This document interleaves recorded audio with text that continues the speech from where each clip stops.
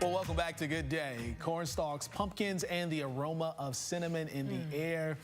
It can only mean one thing. The Apple Butter Festival. Oh, yeah. Yes, the place to be in Northwest Ohio is Grand Rapids this weekend. That's where we find our Jon Monk this morning. Jon, good morning. Good morning.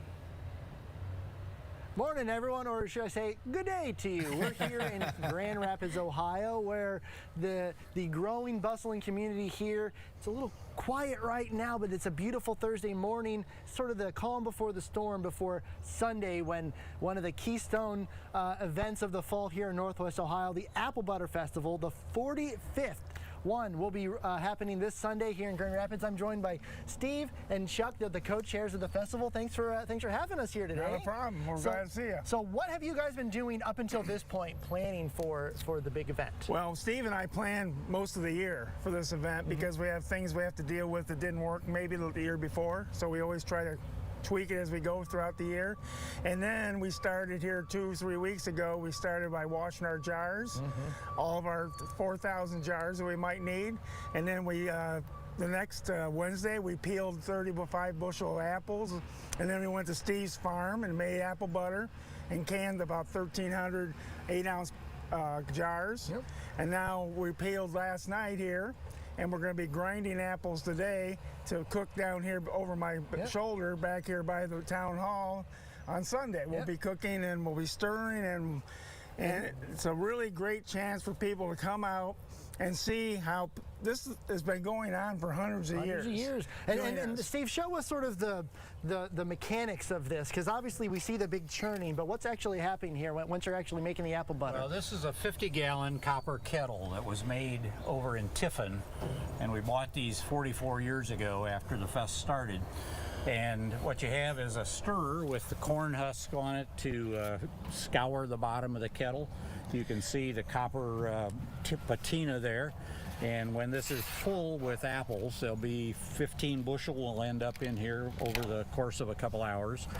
And we stir that. I always tell the guys to do a chanty of down through the middle and around the outside so that you don't scour or stick on the bottom and burn it.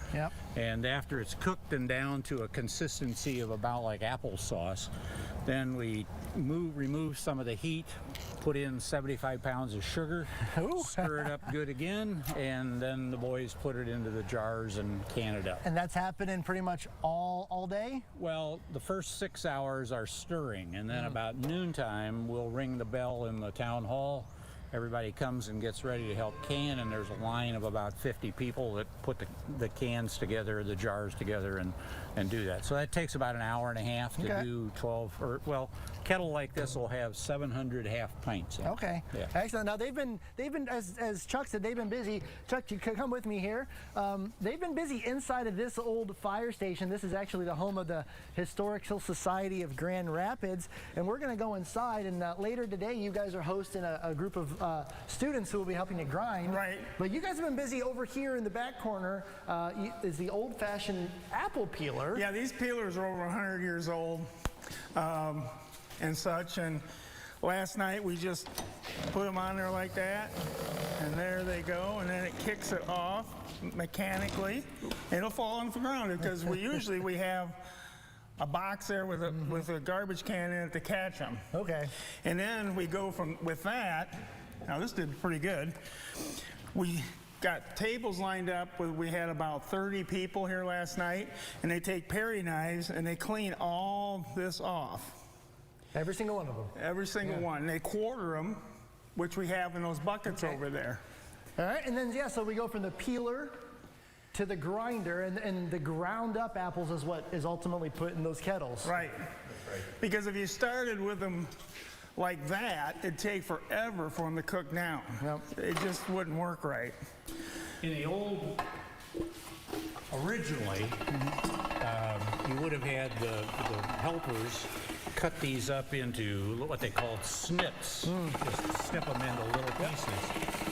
That takes a lot of time, so we end up using this old apple cider press. And when you make cider while you grind up the apples and then screw it down to press them and so forth. So, All righty. All right, well, Chuck, we're wrapping up here, but give people the lowdown of sort of the times and what people can expect on Sunday. The official start time is 10 to 5, but people are here usually at daylight or a little before. The town itself shuts down at 7 a.m., so no one can drive through town. Yep.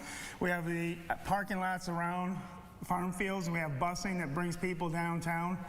And that's just how we have to do it because we can't let people drive through town. Of course not. There's too many people. And how many vendors do you guys have? We have 104 vendors, juried craft down the center of the town here. Excellent. So plenty of stuff to do.